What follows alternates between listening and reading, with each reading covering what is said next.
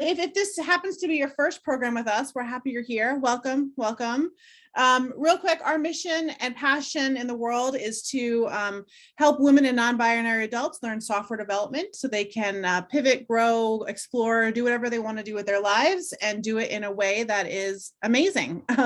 So we're happy you're here to join us for this conversation. We have so many amazing partners and really excited about this conversation with Meggie today. It's a topic we haven't really dug into. We talk all about how to learn the skills and have amazing careers, but how to make sure we get paid for those careers is something that we want to lean into a little bit more this year. Yeah. Get that money, Katie. Yeah, we need the money. Show me the money. The one thing we do before all of our classes is we have really basic guidelines for any of our programs. The first is we're here to have fun and learn.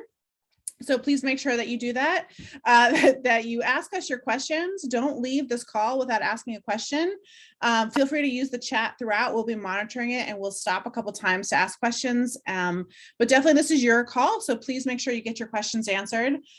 We definitely also have a code of conduct here at HEDI. We respect each other and each other's time and space. So we ask that you follow that code when you're with us. And the last thing is that, you take something away, you do something else with the information you learn here today, share it, spread it, whatever you want to do. But make sure that whatever we do together, we can kind of continue to make that big impact. So thank you again. I'm really excited to introduce Meggie Palmer today. I'm going to let her talk about her background because it's super interesting. But she is an amazing woman from Australia, but she lives in New York City now. That is her home. She's got a background in journalism and came to this work because she was found herself at some point in her career realizing that she's not paid the same as anybody else and wasn't going to take it anymore. So real happy to have you here today. And I'm going to turn it over to you. And again, everyone, we can feel free to have video on or off, wherever you're comfortable, be where you're at, and enjoy yourself. All right, Meggie, take it away. Thank you so much, Katie, and a big hello to the community. I feel such privileged to be here today. I've long admired GDI's work, and as I guess technically I'm a non-technical founder. I did build an app, which we'll talk a little bit about later. So I really do believe in the power of all of us upskilling ourselves to learn more about technology, coding, and that whole world, which is such an exciting space to be in. So such a pleasure to meet you all. If you haven't already, let me know in the chat where you are joining us from today. I am in New York City.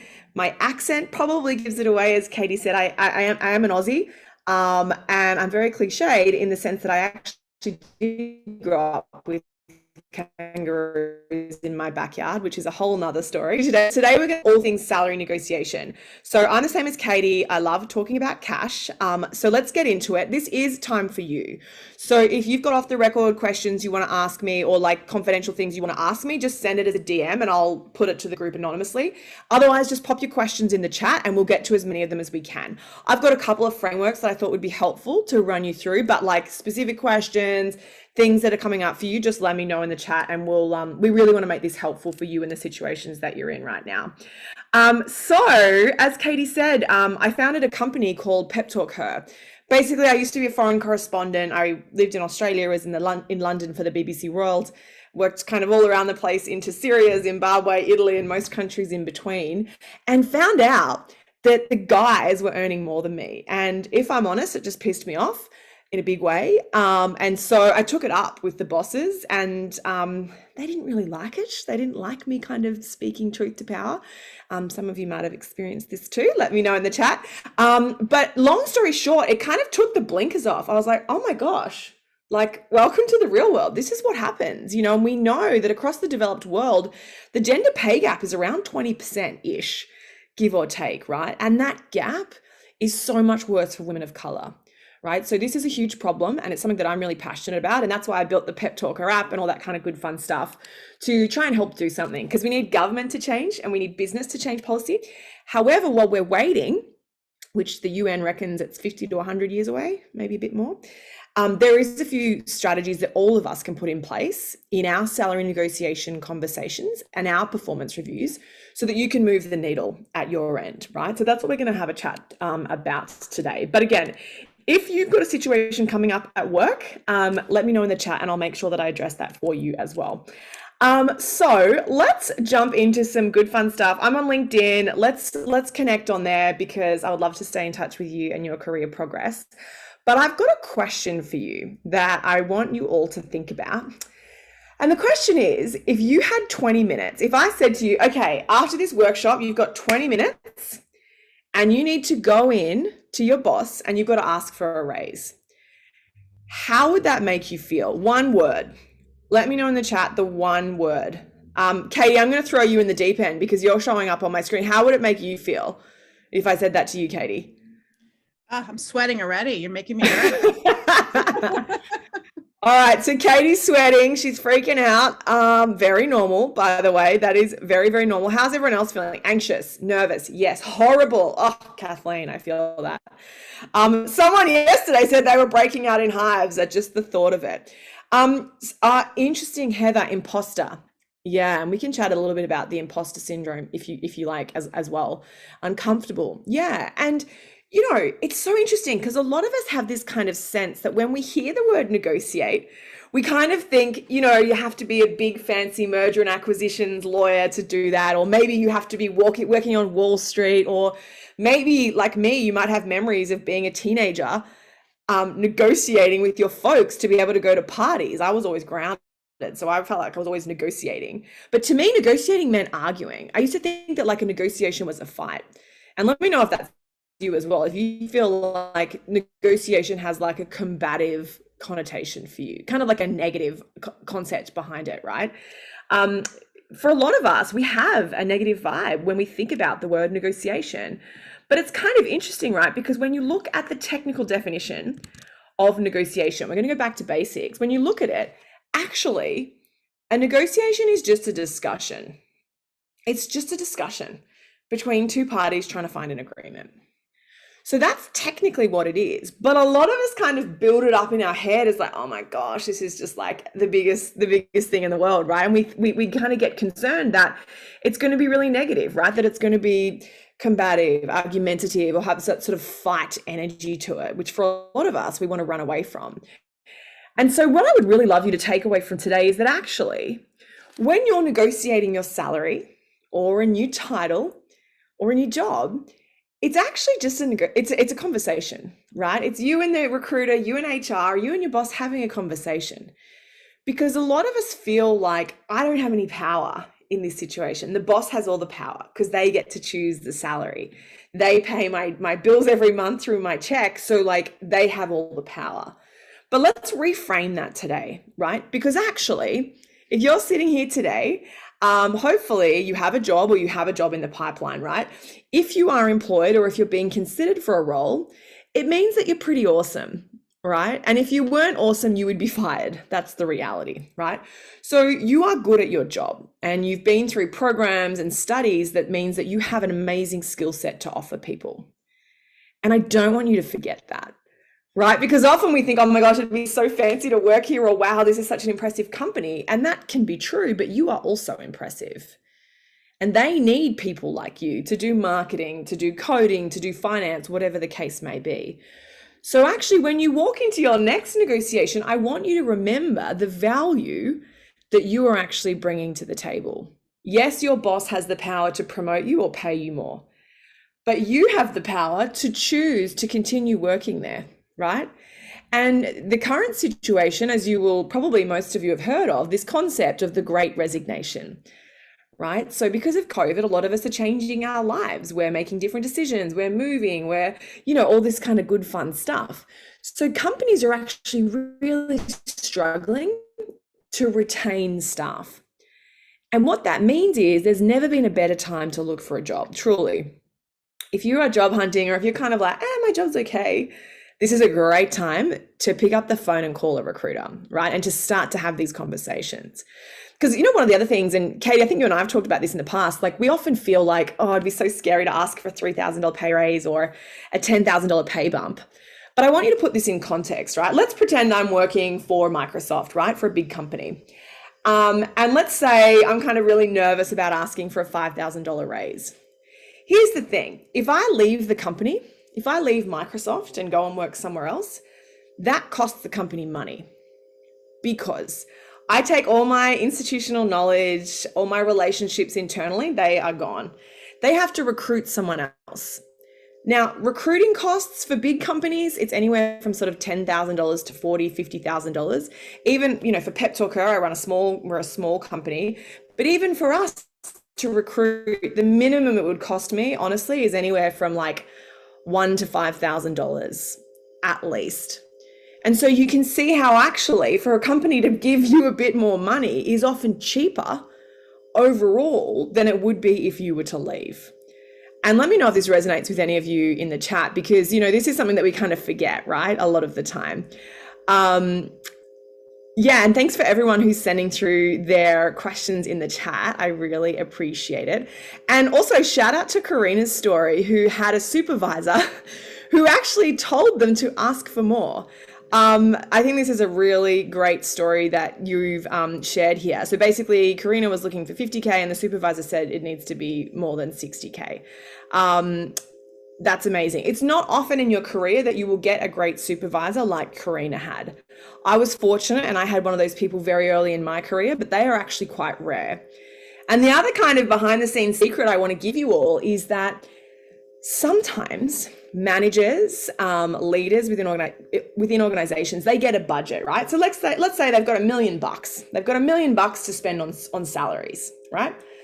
They've got $1 million. So if they pay 20 people 50K, that's the $1 million. But if they can pay 20 people $45,000, they've made a savings, right? And some bosses and some companies will incentivize that manager with the bigger bonus if they come in under that salary budget that they've been given.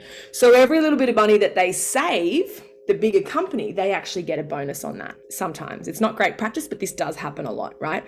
So if you put yourself in your manager's shoes, then you can kind of, like, it sucks, but you can kind of understand why they're maybe lowballing you, right? And I want you to kind of know these behind the scenes secrets, because if you realize that, it gives you power, because knowledge is power in these situations.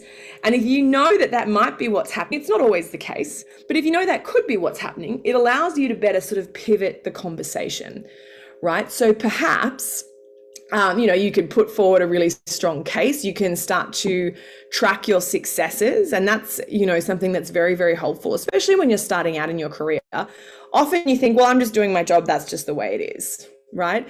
But actually what we want to do is we want to try and put some dollars and cents around what it is that you do. So did you improve the SEO of the business by 5%? Did you improve Instagram conversions to sales by 2%? And if you did, what does that equate to? Are we talking an extra $2,000 or are we talking an extra $100,000 across the business? Did you use a Zapier technology that meant that you were then able to reduce the costs of cloud computing for the business? Can you put a dollar figure on that? Did you start an intern program within the business? All these little successes and wins that you have on a day-to-day basis, yes, it's your job, but I want you to start writing them down. Because, like, here's a pop quiz. Who can I see in the screen? Deandra, what did you have for dinner last Thursday? Do you remember?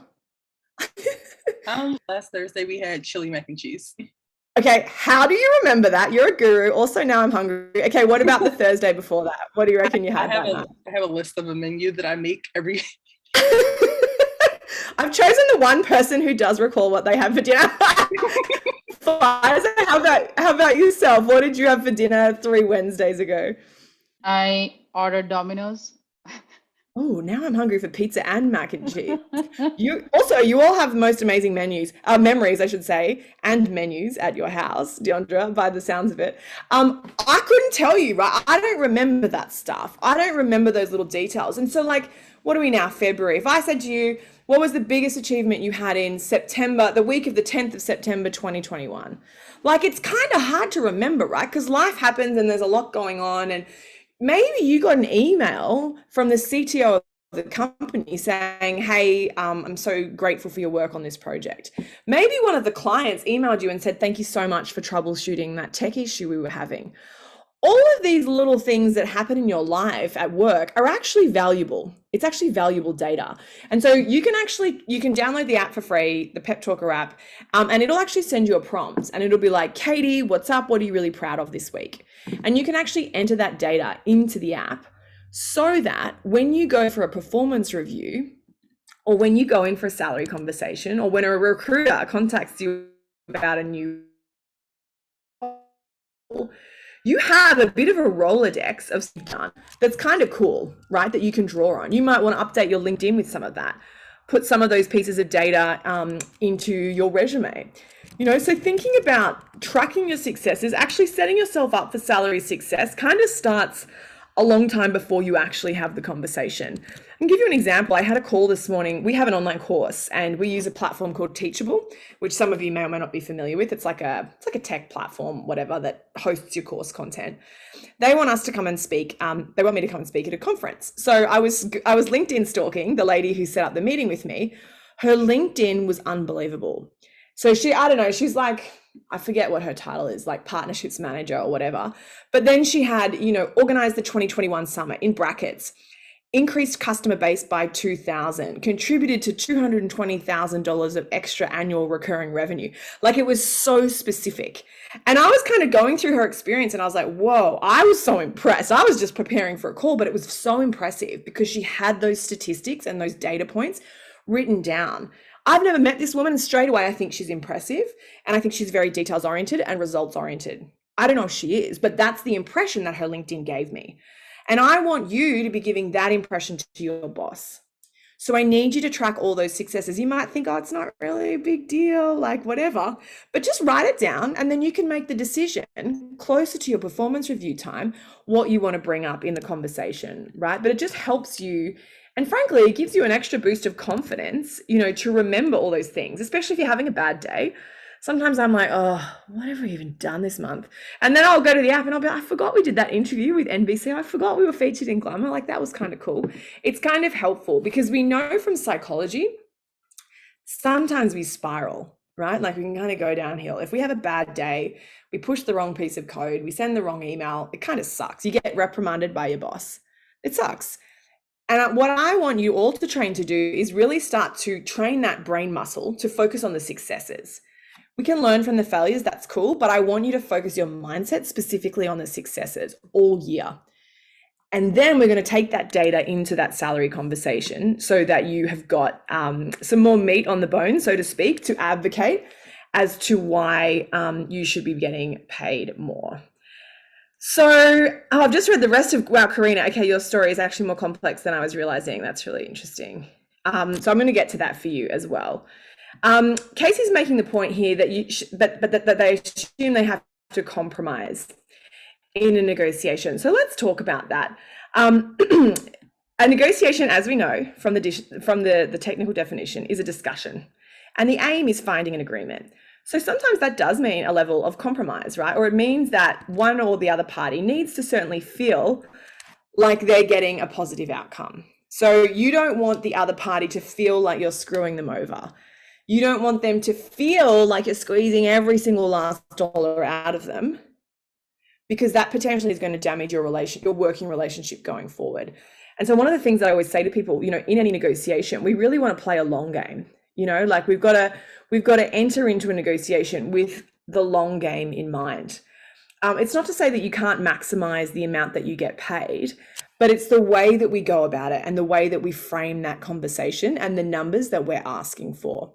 So there's two things that we want to focus on in a negotiation. The first one is the numbers, the dollars and cents of it all. So let's talk about that. And then I want to talk to you about thinking outside the square and being a little bit more creative about what we negotiate on. And I think, Casey, this will be helpful for you because this allows us to pivot the conversation. So sometimes we're going to ask for a raise and we'll be told no. Sometimes that happens, right? So there's things that you can actually do so that you feel like you're still getting something of value from your boss, because your boss, a good boss, also doesn't want you to feel like you're getting screwed over. Because if that's the case, you'll kind of end up resenting the workplace. Maybe you'll only give 85%. Maybe you'll start taking a few sick days, a few more coffee breaks. And employers actually don't want that either. Great employers want you to feel incentivized to work hard. Because if you're working hard, you're going to get great results. And that's going to make them look good, right? So the way that we frame this conversation, so we don't want to walk in there being like, hello, I'd like to talk to you about my pay rise. Like, we don't want to do that. we want to come at it from a very collaborative communications approach as well, Casey, so that then the other person feels really bought into the conversation.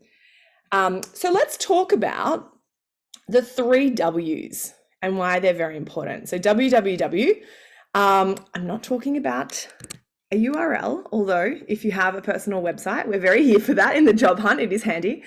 I want to talk to you about knowing your numbers, specifically your wish, your want, and your walk number. So you might want to, you can write this down or you can take a photo of this if you like. But let's jump up to this. So the wish, want, walk. These are the 3 numbers that you need to have in your back pocket before you walk into a salary conversation. So whether you're at an existing job or whether you're going somewhere new, right? If you're being recruited somewhere new. Wish, want, walk. So the wish figure is kind of self-explanatory. That's the cray number where you're like, whoa, what? I can get paid that much? What? I want you to write that number down now, just off the top of your head. Let's grab out a pen and paper, post it, whatever. Write that number down. So you have a think about what you're on now. Think about what you'd love to be paid.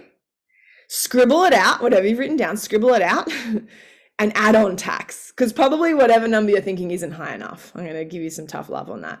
You got to scribble it out and you got to add tax. So that's going to give us a starting point. And there's a heap of resources I can give you so you can research this more in future. So we'll talk about that in a second. But just for now, write down that number, scribble it out and add your tax. So that's your wish number where you're like, what? Okay, then the other end of the spectrum, let's go the other, this is the worst number. We don't like this one. This is called our walk number. So this is the number where you're like, no, I'm worth way more than that. Like, this is an outrage. Don't even offend me with that offer. You know, the number where you feel like it's just not worth it. And listen, we've all got obligations and mortgages to pay and families to support, and we've got to put food on the table. But if you got offered or paid that number, you would either quit if you could, or you'd start looking for something else. So when I say walk, literally or metaphorically, you're checking out. That's your walk number. So that's the number where you're like, I can't do it. I can't live for that amount of money, and I'm not going to feel respected and valued. So you want to be clear on what are your ends of the spectrum. And then let's figure out what we want the want number to be. And that's the number where you're like, you know what? I actually feel fairly compensated. I think that this is reasonable given my role, my contribution, the company, the size of the business, and the economic situation right now. I think that this is a good salary for me. You want to feel happy with that number. Listen, I've taken pay cuts in my life. I've negotiated, like $60,000 more. Like I've done both ends of this, right? And it depends on your stage of life. Sometimes you've got savings, sometimes you want to quit and YOLO it up a little bit. So it kind of depends, but having a really clear understanding of what that range is for you is really helpful, because instead of, if you haven't done this prep work, you can imagine if you're in this conversation and your boss throws a number at you, you kind of get a bit shocked and you don't really know what to do with it. But if you've got a wish, want, walk, if your walk is 50 grand, if your wish is say 80 grand, and if your want is 65 grand. So let's say we've got 50 is our walk, 65 is our want, and our wish is 75. If the boss throws 80 grand at us straight away as the first offer, we can immediately go, whoa, they've offered us more than our wish. Okay, I got to slide up. So if you've already done the mental gymnastics of figuring out that range, it means you can adjust up and down a lot more quickly and more confidently, rather than just kind of being like a deer in the headlights and being like, yes, I accept. You can kind of go, I've clearly underplayed myself here. Maybe my research wasn't quite right. I actually should be asking for more if that's their first offer. Some companies, by the way, will not negotiate. There's a few companies that are these days doing first and final offers. So you need to make sure you do research ahead of time as to, what the status is of the business.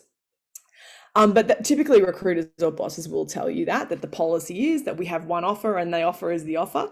But typically employers expect you to negotiate. So you don't have to feel like you're an outlier or like you're asking, like it's pretty normal. If you're generating ask, right? That potentially forms part of their perception of you.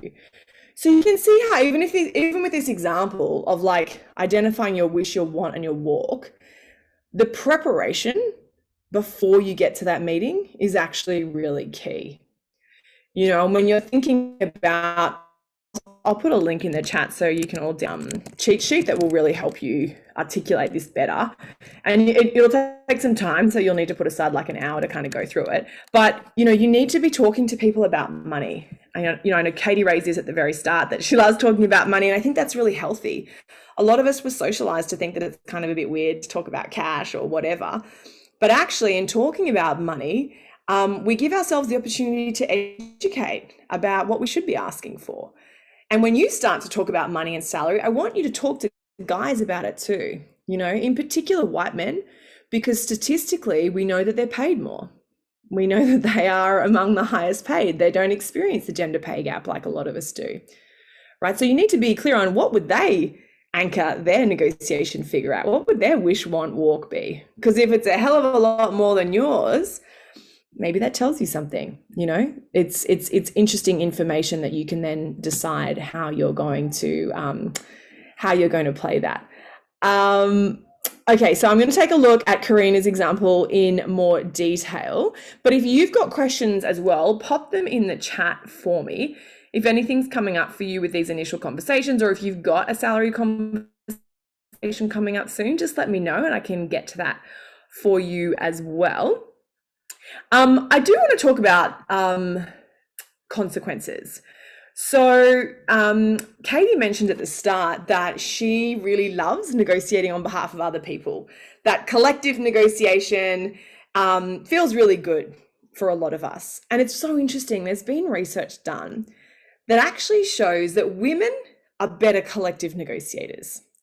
So if I said to any of you today, I want you to go out there, Ali, I need you to go and negotiate the pay for all of America's nurses or all of America's teachers, I reckon you'd do a great job, because you'd be like, their teachers are amazing. Of course they deserve to get paid more. You'd probably be able to go in there and have a great conversation to argue for why, you know, they're so important to society and they're so good at their job.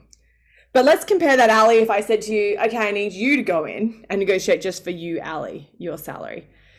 Do you, Ali, and I'll throw you in the deep end here. Does that kind of, the sense of negotiating for others as opposed to on behalf of yourself, does that make you feel a little different?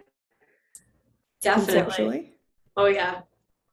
It's easier. I feel like it's Why easier. Do you think that is? I find it hard, and I'm sure other people struggle with this too, like building yourself up type of thing. Like, it's hard to say I deserve this because I do X, Y, Z. It's easier to look at someone else and say, look at all the things that this person has done. At least for me personally, I find it easier to, you know, talk up other people than talk up myself.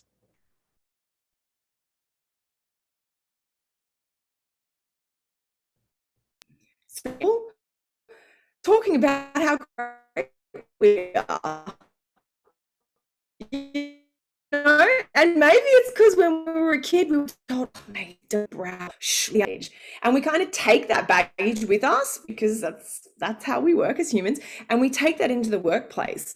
And I'm not saying that at every dinner table and every team meeting, you need to sit there and be like, guys, have you heard how great I am? Or folks, have you heard how amazing I am? That's not what you have to do. However, when you have your one-on-ones with your boss, I need you to be saying things like, I just wanted to let you know we had this win this week and I'm really proud of the project work we did. It was such a success and I'm delighted by how it turned out.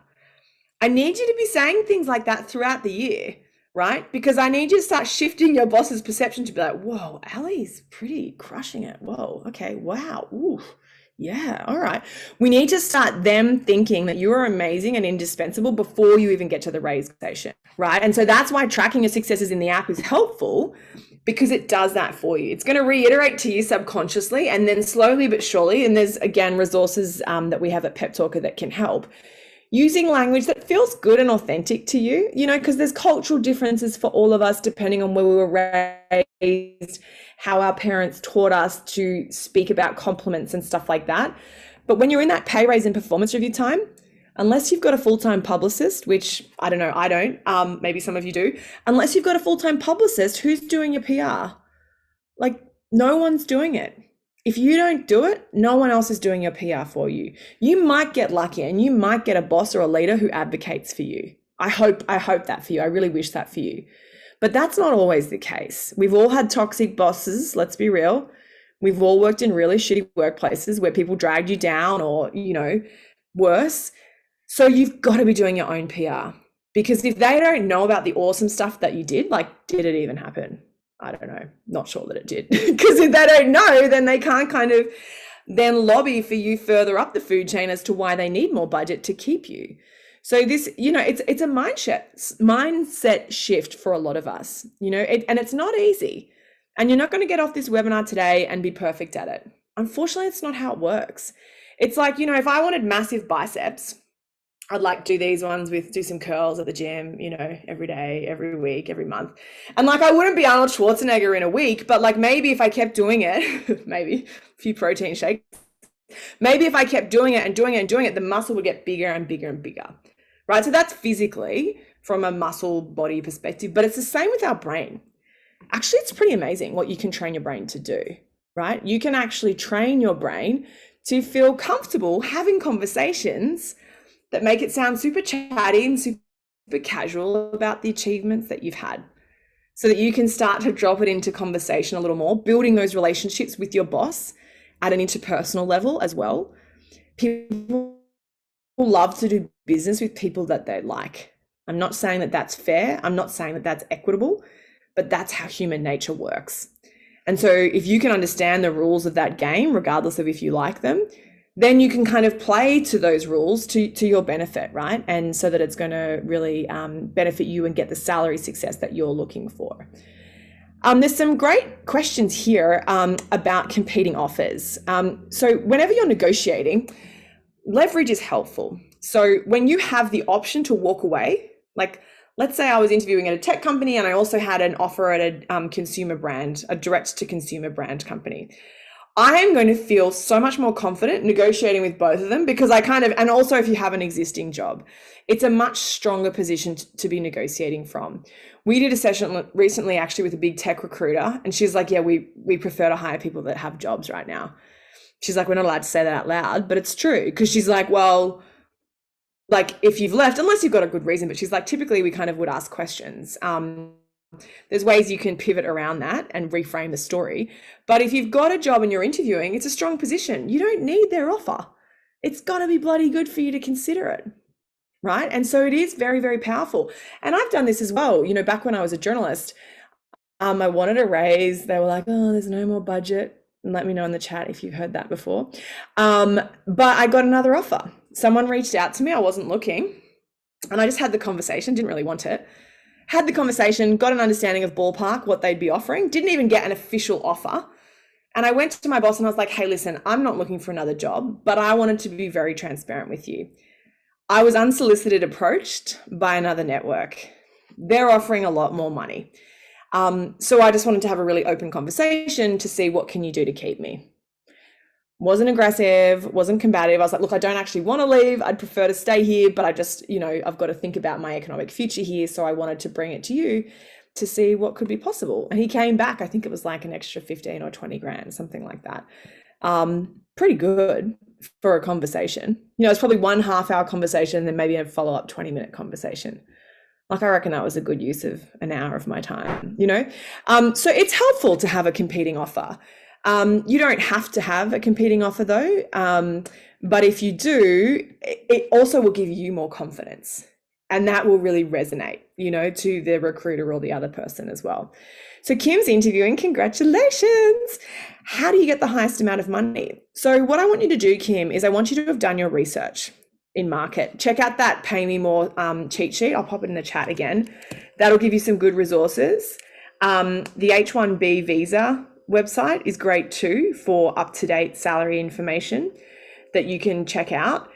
Talk to some people in your industry, and I want some of those people to be men, people who identify as men, because chances are potentially that their expectations are higher. So I want you to have those conversations. And I want you to give them a sense when you're interviewing that it needs to be a great offer for you to move.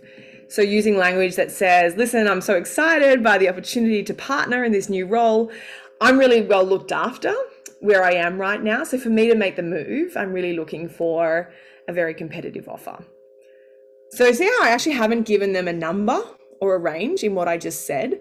However, I have given the impression, whoa, she's pretty, wow, okay, we better really come in with a good number here, right? So I need all of your language to be positioning around the fact that they'd be lucky to have you, that you're amazing at your job and they would be lucky to have you. And don't forget, companies are lucky to have people right now. People are quitting left, right, and center. And I think something else that we all need to keep in mind right now is inflation. And I know this is not an economics conversation today. We're here to talk about salary, but let's be real, inflation comes into it. And we're looking at about 7% in the US right now. And so what that means is if you don't get a salary increase this year, if you do nothing, you are going backwards financially. That's the reality. Everything costing more, a can of Coke, carton of milk, a bagel, everything costs more. Your rent is probably going to go up. Everything costs more money this year. So you have to get a pay increase this year just to stay even keel. If you're getting a promotion or if you're doing better work, then it needs to be more than 7% for it to genuinely make an impact on you and your salary pay packet. So don't forget about that. And that can be helpful too, as a leverage point, you know, when you're saying, listen, you and I both know I deserve a raise this year. And just to be clear, it needs to be significant for me this year, especially given the high rate of inflation. So you can kind of leave that, you can kind of just put that out there as a bit of a lever point as well, so that they're clear on, oh, okay, well, you know, so keep that in mind as well. Yes, so, okay, Katie's point there, I'll put the H1B, hang on, let me put the H1B visa. So basically what happens is if you are a foreign company and you want to hire, if you're an American company and if you want to hire someone from overseas on a visa, you have to report publicly what they get paid. So I just put the link in there for you. It's like, no one knows about this site. It's honestly gold. Check it out. You'll be able to search all of the big brands, the big tech brands. I won't name any of them just in case, but like all of the big tech brands are on there. I put this link in a session recently and one lady in the chat was like, I just realized the guy who sits next to me gets 30 grand more than I do, because she could see his job title. So we'll give you job title, salary, and company name. If anything, this data is on the lower side of salary because people who need visas sometimes don't have as much leverage. If they really want to live in America, the company can kind of offer them maybe slightly less. Not always, but that is a possibility. So it's a pretty good benchmark. Even if you're overseas, it's helpful because they are global companies, right? But there is nothing as powerful as talking to real world people.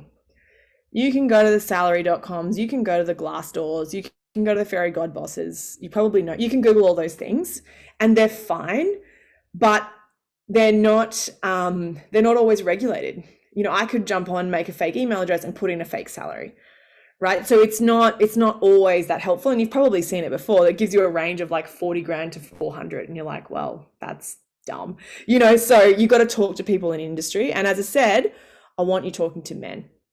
I need you to talk to men about salary. Don't talk to people who hate you or your enemies. I want you to talk to people who trust and respect you, you know? And just say to them, hey, listen, I've got a new job opportunity. Just trying to figure out what I should ask for. Have you got 5 minutes to jump on a quick call? You know, and don't say to people, hey, John, how much do you earn? It's a bit awkward. John will be like, whoa, what? But you can be like, hey, John, I'm applying for a new job. I was thinking I should be asking for somewhere between 75 and 95K. Does that feel about right to you? And then John can say, girl, you need to be on 6 figures, 100%. Or John can say, listen, I never got above 75K there, so good luck. You might be able to get it, but I never did. You know, it kind of lets people come as honest or not that they're happy to be at that point if you give them a range. I just find that makes it less combative for people. And Deborah's raised a point about relocation expenses, which may also be helpful for Kim, who's negotiating right now too. We always want to think outside the square. So yes, we want to maximize your salary. I want you to get the bonus. I want you to get the max cash because your retirement is pegged to that amount, right? If you want to get a mortgage or a loan, it's pegged to that amount. So I do want you to get a lot of cash. We want you to get a decent bonus if that's an option for you. And if you're in a startup or a listed company, equity and shares are something that I do want you to think about as well.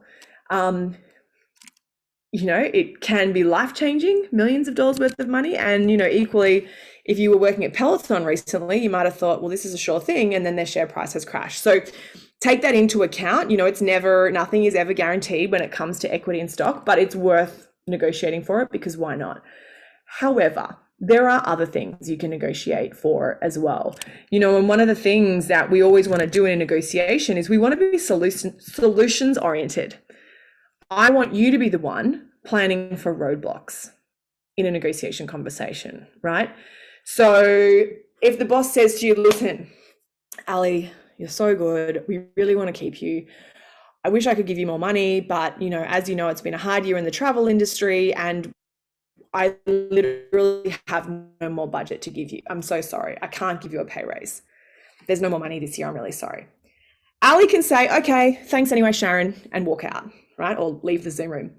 Or Ali could say, because Ali's done her preparation and Ali's planned for roadblocks just like this, Ali could say, listen, Sharon, I understand it's been a really tough year. I appreciate that. I was wondering, would you be open to considering me moving to a 4-day week going forward, given that the results that I've had this year have been exceptional, given that I'm more than happy to get my hours done in those 4 days, and having that extra day would really just help me with my mental health right now. Would you be open to considering a flexible working condition like that? That's an option, Maybe you could say, I was wondering, would you consider me starting at 11 a.m. 2 days a week, because I go and get physiotherapy and it would just really help me to have that flexibility. Maybe you want to negotiate for extra annual leave. I used to do this as a journalist all the time. I would negotiate an extra 2 weeks of annual leave every year. I loved to travel, right? Extra vacation days. Maybe they'll give you $5,000 in an education stipend so that you can do a short course, maybe a course with Girls Develop It or PepTalkHer or, other resources that are out there. Maybe they can pay for an executive coach for you. One of my clients works in Silicon Valley and she gets her pet insurance paid for, which is like so random, but also fine. If the company wants to pay for it, sure. That's another benefit. One of the other things you can do, and I've done this as well when I was at a media company, they were like, oh, there's no more money. I was like, oh, okay, of course there's not. But I said, listen, what about title? And they're like, yeah, listen, you can choose your own title, no problem. And I was like, well, that's not going to change my life right now. However, for my next job, that changes. That changes the sort of recruiters that approach me and the sort of opportunities that I get down the line. So I was actually quite happy to accept. It was a decent offer, but it was like a want number. But I was happy not to get my wish because I got a higher title instead. And that was something that I could leverage for future job opportunities. Right? So think about outside of the square as well when you're going through that negotiation. Relocation comes as part of that. And the other thing people often forget is a sign-on bonus. So asking the question, do you have capacity to also offer a sign-on bonus?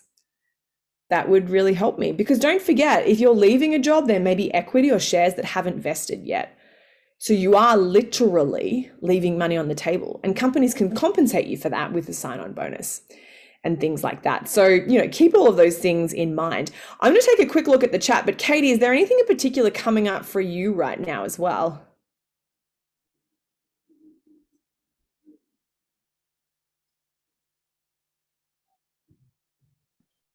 No, I mean, the chat is great. I mean, I love the questions and I really love the points that you keep making here about, doing the research, asking people, especially men, what they're getting paid.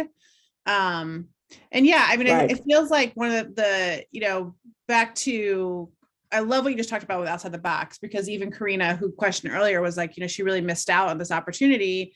Maybe there is an opportunity to go back now and go for some of those outside the box options, which I think is a really cool option to have on the table. I love that list. I wrote them all down.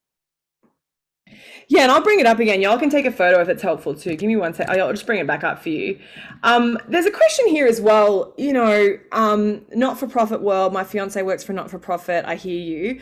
There's a question here about, I've worked at a company for a long time. They keep saying there's no more money, or I have to be a supervisor if I want to earn more, and I don't want to be a supervisor. How do I get paid more money? Sometimes you have to leave. If money is that important, listen, if you're in your dream job and you might never want to leave, but sometimes we have to leave. And sometimes the most effective way to go from your walk figure to your wish figure is to go yoink, yoink, yoink, yoink, yoink from different company to different company. I'm not saying it's right. I'm not saying it's fair. I'm not saying it's ideal. I get it. But if money is super, super important to you, you may have to consider that. Or maybe you could say to your boss, well, can I drop to a 4-day week? I'm going to start a side hustle on the 5th day of the week because I got to earn more cash. How can you work with me here? You know, or you just start it on the side and ask for forgiveness later, depending on what your contract says. But sometimes, you know, I do think there's a point at which like we actually have to take these decisions into our own hands. If you've got a crappy boss, if you're getting paid unfairly, there's things you can do to try and get the best outcome. If you're still not happy, sometimes you got to leave. Or you've got to make the decision that says, I'm not really happy with it, but I'm going to put up with it because I love my colleagues. I'm not happy with it, but I'm going to start an online course so that I can earn an extra $5,000 a year. You know, whatever the case may be, it's a decision that you have to make, but you do have control over that decision. And there are other great workplaces out there and other great opportunities, even though sometimes that can kind of be scary for a lot of us to consider. Yes, you can negotiate if you're an hourly contractor, if you're on a retainer, all of those things are negotiable. The new year is always a great time to bring that up and be like, going forward, my 2022 rates are X, Y, and Z. So absolutely, you can negotiate those things. You can also do things that say, if they say, oh, well, we can't afford your 2022 rates, you can say, well, listen, I'm happy to grandfather you in at the 2021 rate for 10 hours a week. And then above and beyond that, it'll move to the 2022 rate. So can you see how you kind of then, to the point earlier about compromise, you're meeting them a little bit so they kind of feel heard and part of the discussion. And then you're also putting in place boundaries that say, well, actually, you know, inflation is a thing. I'm better at my job this year than I ever was before. I'm charging more money. Yeah, so think about those things too. Okay, so Cynthia's just realized through the H-1B visa website that they're underpaid as well. So check out the Pay Me More cheat sheet. I think that's helpful. If you really are like, OMG, I need a lot of help, I'll put this in as well. This is like, I'll put, Cynthia, this might be helpful for you. The Pay Me More is a free cheat sheet. I'll put in the Salary SOS course as well in case that's helpful. It's kind of like, it's like a crash course. It's like, there's like an hour of videos and then there's a workbook and you basically just go through step by step and it'll kind of tell you what you need to do to get the promotion that you need. But honestly, Cynthia, the best thing that you can be doing now is doing preparation and having all those data points ready to go to illustrate your point for that higher salary that you're looking for. Pivoting into a new career, Deborah, the steps are the same, negotiating a salary into a new career, because like, let's say I wanted to pivot into architecture, for example. I've never done that. So it would be like the wild, wild west. I would have to do a lot of informational interviews, which are what we call industry or a company, and basically pick their brain, but with more specific questions, specifically around salary, you know, work-life balance and stuff like that. So I would be talking to people in the new industry so that you can start to benchmark. And Deborah, what I would say is don't undersell yourself. Just because you are pivoting to a new industry or a new company doesn't mean that you need to start at graduate level wages. If you're a doctor and you've never been a doctor, you're probably going to start at the bottom. There are industries where that's how it works. But for a lot of us, we can pivot quite well into decent mid-level, if not senior roles, if we highlight our transferable skills, right? So let's say you've been working in a tech company for a long time and now you do want to become an architect, you know, like a house architect.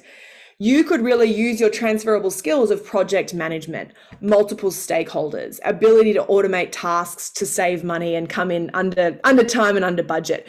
You can actually use your transferable skills to pivot into a decent level role, even in the new industry. So it is industry and job dependent, but I would say, Deborah, don't forget the value you bring and the work experience you bring. Just because it's a different industry doesn't mean it's not valid. So that's what I would say to that as well. I'm just jumping ahead to any of these questions. Yes, Deborah, let me know specifically what slide you wanted and I'll bring that one up. Was that just this same one? Let me know if this is the one that you wanted. If it's another one, just let me know and I'll pop it up for you. Okay, so you should be negotiating your salary at least once a year. I need you to ask every single year. They might not say yes. every year. That's okay. But you got to ask every year. I had one client, she said to me, Maggie, I can't negotiate. I can't get a new job. I never get a salary raise. And I was like, oh, why not? And I was like, do you ask for a raise? She's like, yeah, I asked. I was like, oh, did you? She goes, yeah, I asked 6 years ago. I asked for a pay raise and they said no. I was like, okay. And then what did you do? And she's like, no, that's it. Like I nothing. I asked 6 years ago, they said no. And I was like, in my head, I was like, no. And it happens. But again, if we think about inflation, her salary is like way bad now because she's been sliding backwards because of inflation. Plus she has an extra 6 years of work experience, which is kind of amazing. So she's more like impressive and yet she's getting paid less. So you need to ask every single year. You also can talk to a recruiter. So any of you who are recruiting right now, who are interviewing or who are negotiating for salaries, talk to a recruiter. They will give you free up-to-date salary advice too. Recruiters need candidates to place into jobs. They need to know who you are, what you do, what your zone of genius is. You need up-to-date salary info and like the lay of the land. So find some recruiters on LinkedIn and reach out to them and have a conversation with them, right? Build some relationships there. It's super valuable, like free intel as well. How good? How good? Is there an upper limit? So you don't want it. So, okay. So let's say I get offered a new job and they say, we're going to offer you 80. And I say, listen, is there any room to move? I was really looking for something more in the $88,000 to $90,000 range. And then they might come back and they might say, yeah, okay, we'll give you 89. If I then go back and say, actually, I was thinking more like 100. How do you feel about that? That's going to kind of piss them off, right? Like you've got to be respectful of like, don't waste their time. Don't kind of be that person unless you're the top talent and everyone's chasing you and you've since had 3 offers from Uber and Lyft and Google since. Like, okay, I get, like there are situations where that is reasonable and there's a bidding war, right? I get that. That is rare. It's probably a lot of you because you are exceptional, I have no doubt. But typically, you don't really want to be kind of moving the goalposts. And that's why you've got to be quite clear beforehand. I wouldn't be kind of going, oh, actually. But you can talk about salary and then say, okay, listen, 89 sounds great. I'd love to understand better the non-monetary benefits that are offered at the business. So you can then talk about PTO. You can then talk about flex work. You can kind of add on the non-monetary stuff, if that makes sense. But you don't really want to be that person who's kind of always changing. That's not ideal. So it depends. So Natalia is asking, when do I ask about the salary if it's not listed? Depends. If you don't really want the job, and if you don't really care and you don't want to waste your time, then you can just be upfront. Like if you're already in a pretty sweet job, you can just be like, listen, this sounds interesting. In the interest of transparency, I don't want to waste your time. Can you tell me about the salary range so that I can just check we're on the same page? Because you don't really care, so whatever, put it out there. You can do that. If you kind of really need the job or you're desperate for the job and you really want to like get an interview and get going, then you might want to wait a little longer in the piece, right? You may not want to bring up salary that early on. Because the other thing that can happen is maybe they've budgeted 70 to 80 for the role.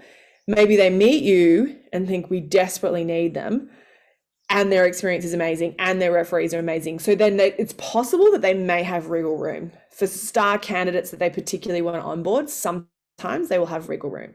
Not always. I had one client recently and they actually had the conversation up front and then the company actually lowballed.